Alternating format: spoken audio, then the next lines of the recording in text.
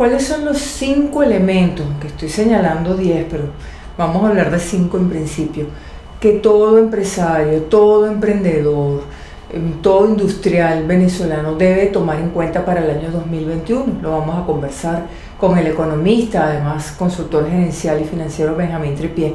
Bienvenido y gracias por estos minutos. No, y gracias por la invitación, Vanessa. ¿Cuáles son esos 5 elementos? ¿La ley antibloqueo sería el primero? Bueno, no sé si el primero, pero sí muy importante, creo que va a definir el año en términos de actividad económica, va a definir el año 2021. ¿Por qué va a definir el año 2021? Bueno, porque va a permitir recircular alguna cantidad de empresas que están en manos del Estado que posiblemente puedan pasar a manos privadas. Pese a que la segunda versión y final de la ley antibloqueo le pone más complicaciones a ese tipo de mecánica, creo que en definitiva los espacios que le abre al Poder Ejecutivo el manejo de la ley va a permitir que esto sea así, ¿no? ¿Usted lo ve como algo favorable? Lo veo como algo favorable porque va a permitir reactivar factores de trabajo que están a lo mejor teniendo nómina y gastos sin estar produciendo y que se puedan volver a producir. La otra es que va a requerir de la función de banca de inversión que no está en Venezuela y que consultores como nosotros la trabajan en términos de los roadshow, de los showroom, en términos de los due diligence, son todos nombres en inglés, pero son los que definen la capacidad de inversión. O sea, son los elementos clave que van a permitir que una empresa, y el mercado de valores posiblemente sea uno de los elementos que se van a activar. ¿Usted vería la activación de todos estos mecanismos el próximo año? Debería, porque si no se estaría haciendo de una manera en que el resultado no va a estar garantizado. Todo el proceso de pasar una empresa de unas manos a otra, y más que si está en manos del Estado, pase en manos de privados, requieren de unos ciertos detalles que para que no afecten la continuidad operativa posteriormente, ¿no? Que no sean cuestionables en los traspasos de propiedad. O sea, esa ley es una ley importante que va a generar reactivación, creo, pero tienen que hacerlo bien. A pesar de la crisis de legitimidad, porque no podemos perder de vista el otro elemento. Claro, yo no veo que ¿quién aprobó la ley? Claro, yo no creo que vayan a venir. No importa tanto eso, vamos a pensar los efectos concretos, ¿no?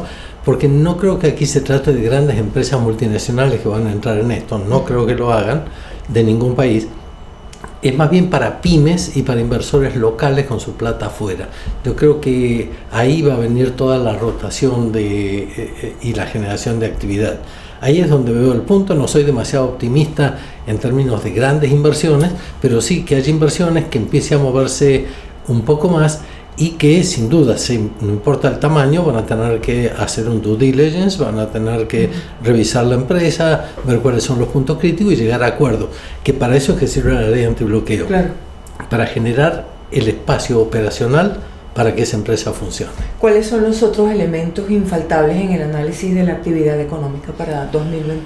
Bueno, el otro, yo creo que no debiera perder de vista el empresario la base de la pirámide. El 85% de pobreza del país es o una carga para que sea arrastrada por el otro 15% o convertirse en algo de muchísima actividad, cuando en vez de darle bonos a cambio de nada se puede exigir algo a cambio. O sea, empezar a incorporar a esa base de la pirámide en términos proactivos.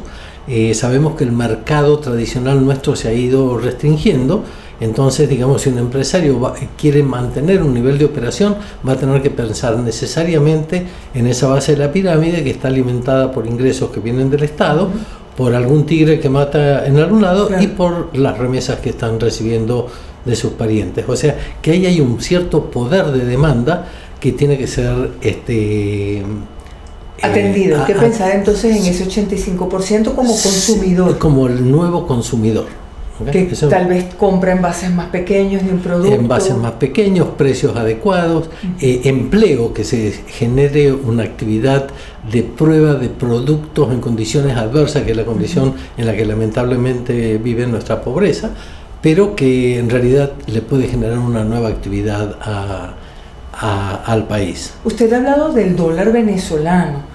Pero el dólar no es uno solo. ¿Cómo es que eso del dólar venezolano? No, es un dólar en efectivo usado de baja denominación que está circulando.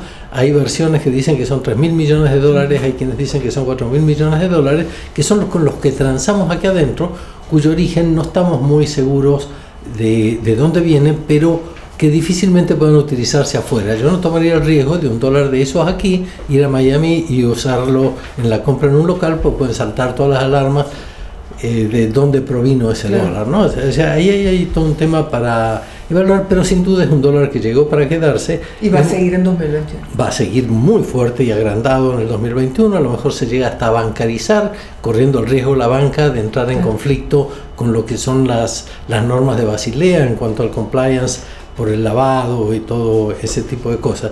Pero sin duda es la cuasi moneda con que nos hemos encontrado como resultado de la hiperinflación, o sea, de la estanflación que estamos teniendo, ¿no? ¿Qué otro elemento incorporaría para el análisis? Usted hablaba de la necesidad de una reforma monetaria, pero eso depende ya de la administración Maduro. Sí, pero es una necesidad, digamos, que es sentida de la gente. La cantidad de ceros se ha hecho de tal magnitud que se hace difícil que alguien pueda diferenciar 3 millones de 37 millones de 370 millones, que es algo que puede ser perfectamente una transacción. O sea, un gran mercado puede pasar de 200 millones. Un mercado pequeño de comprar algo muy pequeñito son 3 millones 700. Pero no toda la gente puede manejar los ceros y entenderlos con claridad, ¿no? Parece muy sencillo, pero no lo es. La otra es la cantidad de ceros que te ocupa en la máquina, en la registradora, en la contabilidad, etc. Si algo que un mercado son 200 millones, imagínate un supermercado de cadena, cuando va a sumar las ventas del día, no le entran a ningún... Bueno, yo creo que ahí hay una necesidad hasta cosmética, pero es operacional, que es lo que se llama reconversión monetaria. ¿El mercado de valores es una oportunidad para el empresario venezolano? El mercado de valores es uno de los elementos de estos 5 que tú nombrabas, donde hay algo que el gobierno tiene en mente que no estamos viendo.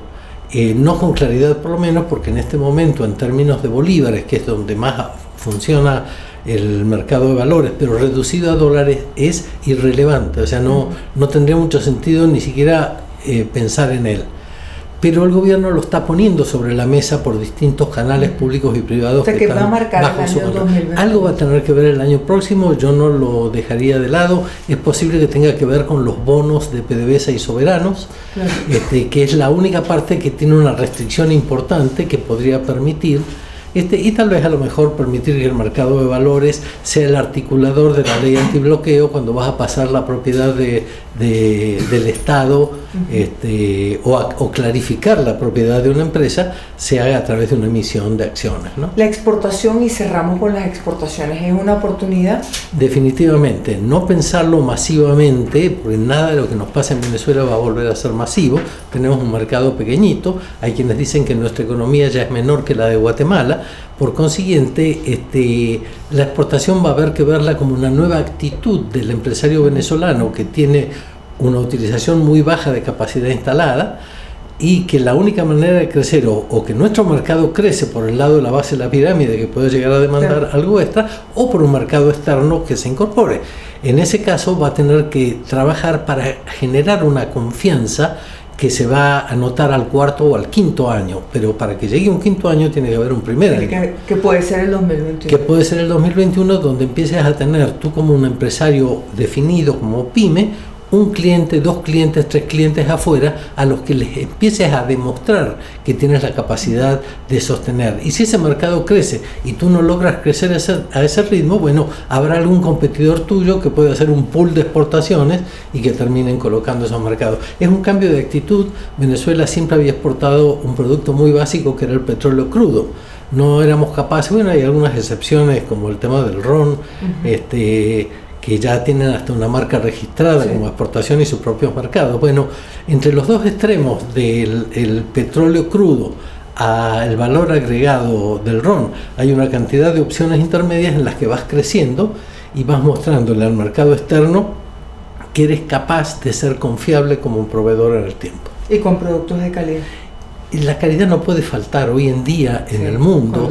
En cuanto no tienes calidad, automáticamente desapareces, porque vas a ver que hasta en las en la parte textil que se compra por kilos en los mercados masivos, si hay algo de mala calidad la gente no se lo lleva.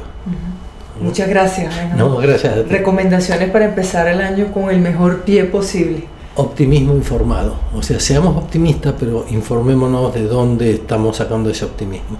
Gracias y los mejores deseos y feliz. Y la despedida como es en estos tiempos. Y todo lo mejor para el año próximo. Gracias, igualmente. Muchas gracias.